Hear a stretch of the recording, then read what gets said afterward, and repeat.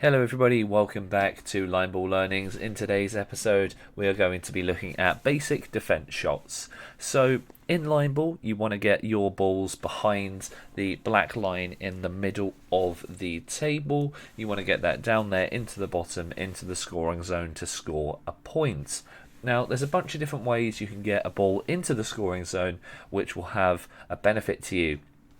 You want to try and get it so your red ball or yellow goes near a pocket, near other balls, near the black, because in line ball, if you pot or hit the black on your turn, you lose. So to play a good defensive shot, you need to hide one of your balls either near the black or near those pockets, because there's always that chance that when your opponent tries to remove it from the score zone, they accidentally hit yours. So I'm about to play a shot here. I'm playing with the reds. Let's look at a few options for what I can play.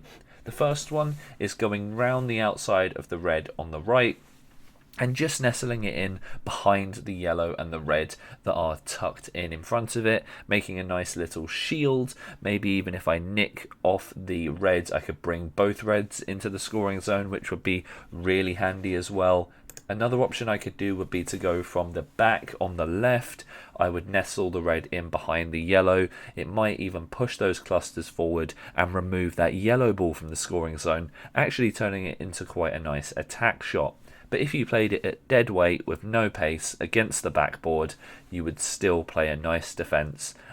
Next option is to just play what I would argue is the most risky shot and try and go directly between the yellow and the black ball. High risk because there's a high chance you nick the yellow and go straight into the black and lose the point.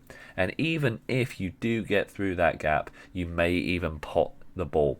It's high risk with relatively low reward, because if you miss, you might even leave the red in an open space where it could be attacked by your opponent. And here is the shot I actually go for. I come off of the left hand side cushion and nestle it over the pocket.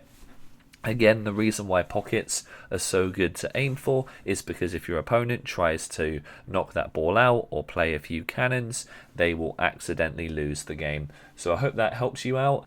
Coming up right now is that shot itself. What to do here?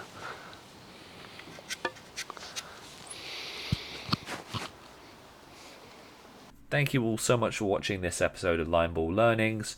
Check the link in the description, find out how to play line ball, look at the School of Line Ball pool on the channel to learn all the rules, and we'll see you next week for more tips and tricks.